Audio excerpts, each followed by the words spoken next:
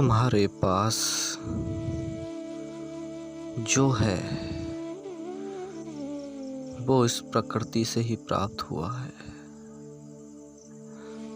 तुम्हारे आवश्यकता की वो चीजें इस प्रकृति से ही प्राप्त होती हैं। तुम जो भोजन करते हो,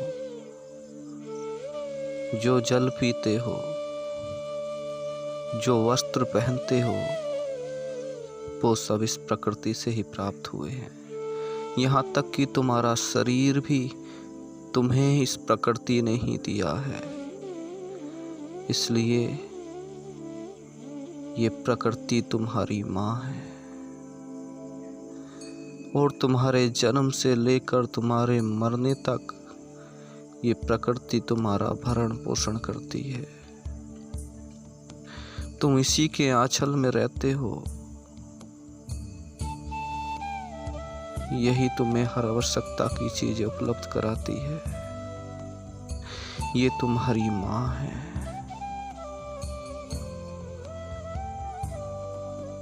इसलिए बच्चों को ये उचित है कि वो अपनी माँ से प्रेम करें। इसलिए बच्चों को ये अच्छा लगे कि वो अपनी माँ से प्रेम करें। अपनी माँ की सुरक्षा, अपनी माँ की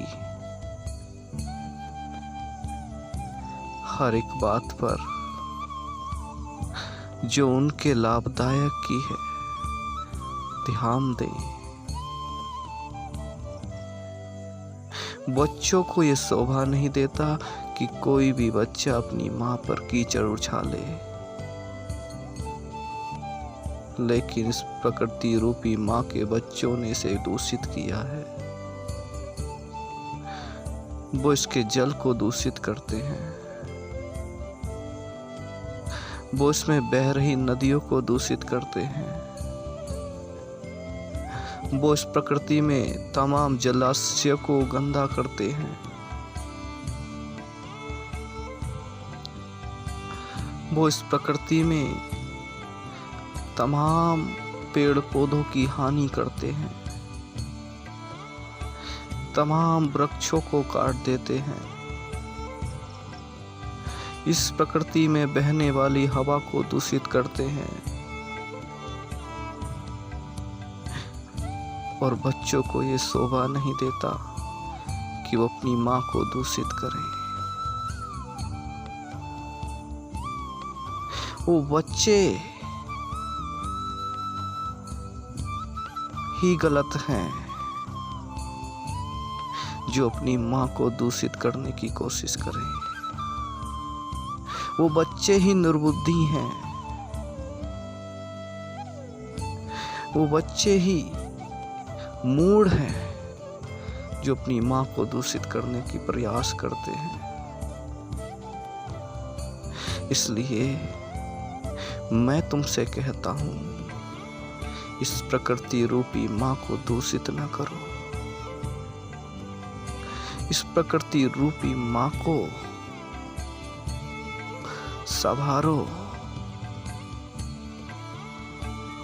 यदि तुम इस प्रकृति रूपी माँ से प्यार करोगे, ये भी तुमसे प्यार करेगी।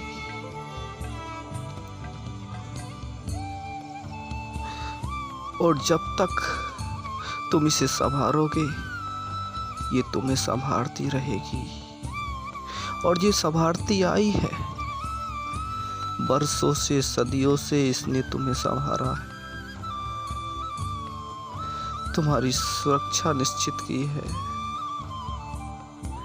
तुम्हें ऑक्सीजन दी है, प्राण वायु दी है, और ये इसमें कभी लज्जा नहीं करती। तुम्हारी गंदगी को उठाया है और इसमें भी इसने लज्जा नहीं की।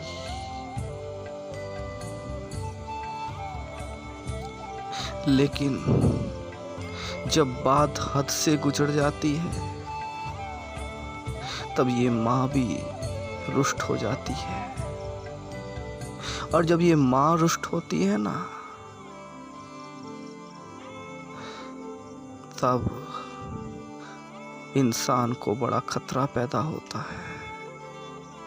महामारियां आती हैं, बीमारियां आती हैं, लाखों लोग मरते हैं। इसलिए इस माँ को नाराज ना करो।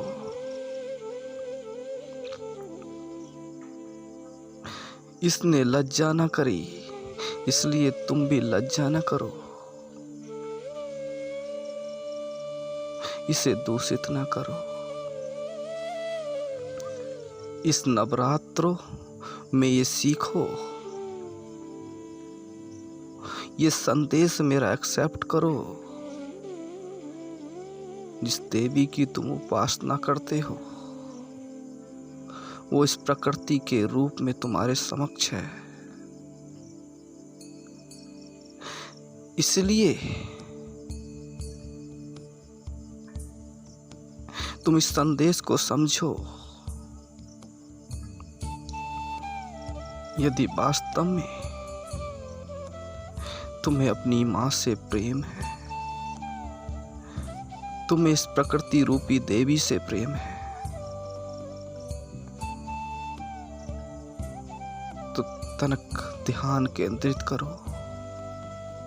इसकी दुर्दशा ना बिगाड़ो और ना बिगड़ने दो, क्योंकि जब ये बिगड़ेगी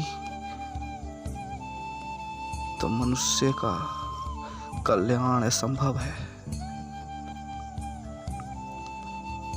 क्योंकि मनुष्य का कल्याण केवल यही प्रकृति करती है।